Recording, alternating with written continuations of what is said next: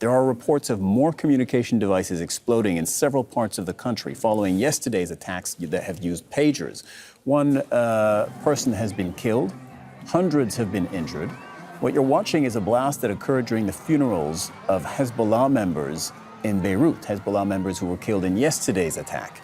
Lebanese media are reporting explosions happened in phones, in laptops, and handheld radios, not pagers, as we saw in Tuesday's attack. Solar energy systems have also reportedly exploded and caught fire. So there's a much wider array of devices that have been used than was previously known.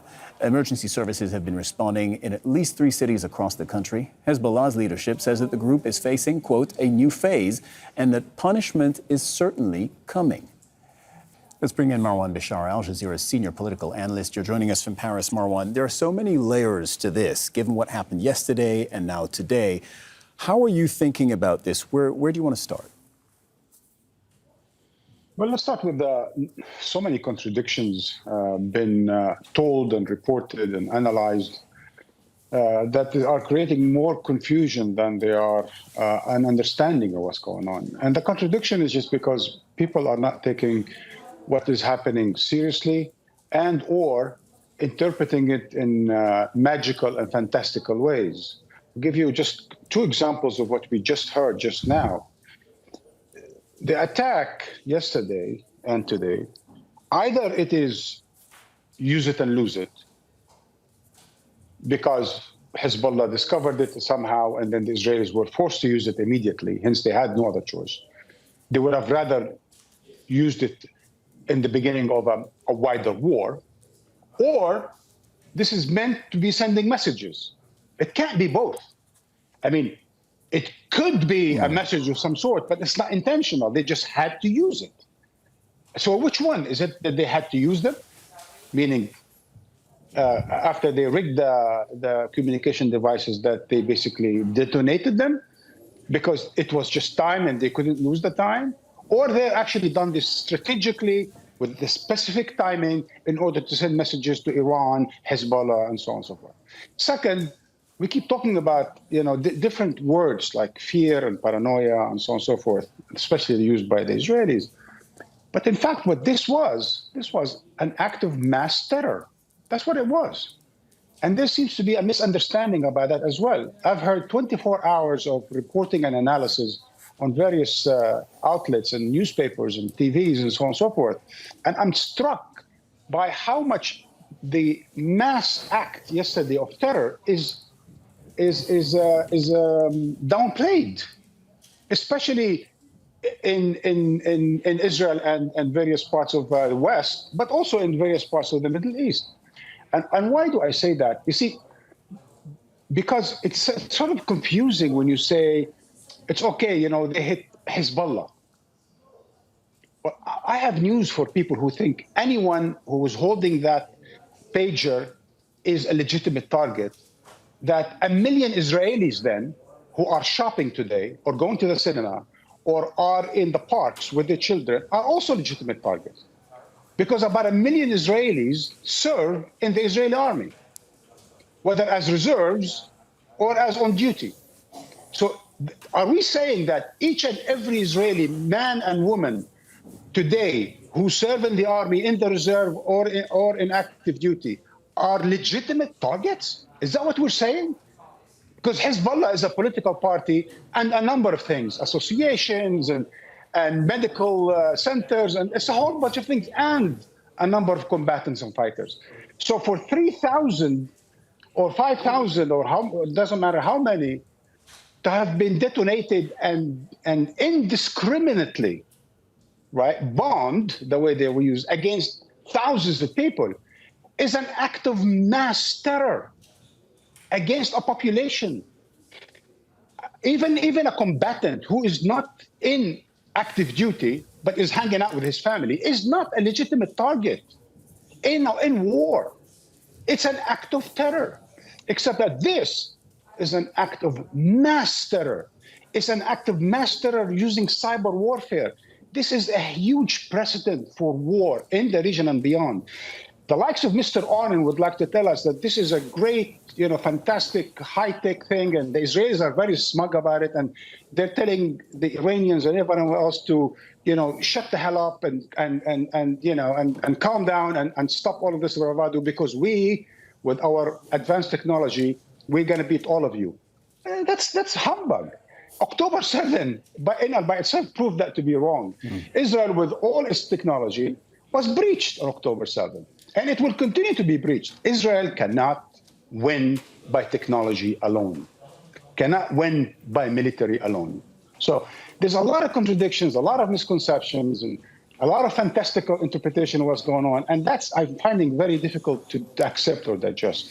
But Marwan, and you and I were on yesterday, we're on again today, which we hadn't expected. Of course, we couldn't tell that something like this would happen. And one of the hard things is that when it's happening, you don't know exactly what you're looking at. As you work through this, and as you try to make sense of it, to explain it to us, I wonder, right now, it's 15:30 GMT, with what we know, what are the questions you're asking yourself that you want an answer to understand what's going on? Well, I'm certainly not asking myself, is this going to happen? Is it going to happen again? Because the answer is yes, it's going to happen again. I mean, seriously, we are in a state of war. We are in a state of genocide. We are in a state of war on a number of fronts, it seems. Asymmetrical war, conventional war. But this is a messed up region. And in fact, we have been in a state of a system of violence for many decades now. Even during 30 years of peace process, we had about, 4 or 5 wars already? So Pax Americana, where the American imperial peace in the Middle East for the past 30-some years since the end of the Cold War, has witnessed many wars in the Middle East, including in Israel-Palestine, including 5 between Israel and Gaza. So what's next is more of the same, to be honest. So even including in Lebanon, and yes, in Gaza. The Israelis today, some 27 ministers and parliamentarians have just signed a letter to the prime minister telling them, we have to take on 1/3 of northern Gaza. We have to take all of northern Gaza, which means 1/3 of all of Gaza, push everyone out, take control of it, settle it, and put Israeli soldiers, and that's the end of that. What does that tell you? It tells you that this is going to be an open wound, an open war, an open genocide. And that, yes, Lebanon and the West Bank and perhaps Iran and Syria are going to be next.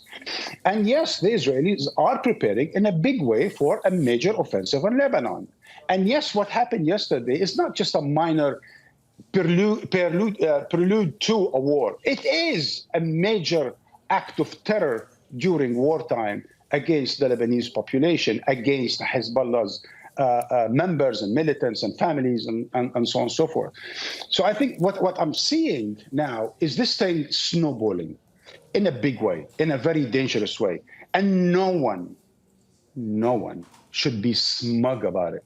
And no one should take this lightly in terms of retaliation, counter-retaliation, or even in terms of threats, because this was a major blow to Hezbollah. And Hezbollah shouldn't be now, all up and about, we will teach you a lesson coming next, and so on and so forth, because they continue to get, blown up, whether it's yesterday, today, and probably tomorrow. But the same thing goes for the Israelis. They might be smug today about their genocide in Gaza and about their, technological superiority versus against Hezbollah, Lebanon, and so on and so forth.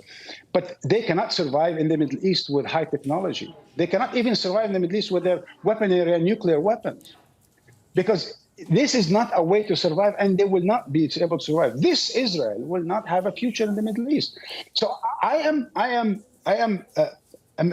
very angry at those people who underestimate the repercussions and the implications of this continued war in the region, as if this could be separated. Oh no, the Lebanese shouldn't get involved. It's not their business. It's just Gaza's business. Oh no, the West Bank shouldn't get involved with Gaza. It's not their business. It's only always Israel's business. It's only always America's business. But the various people that inhabit this area since millennium, they have no business with each other, right?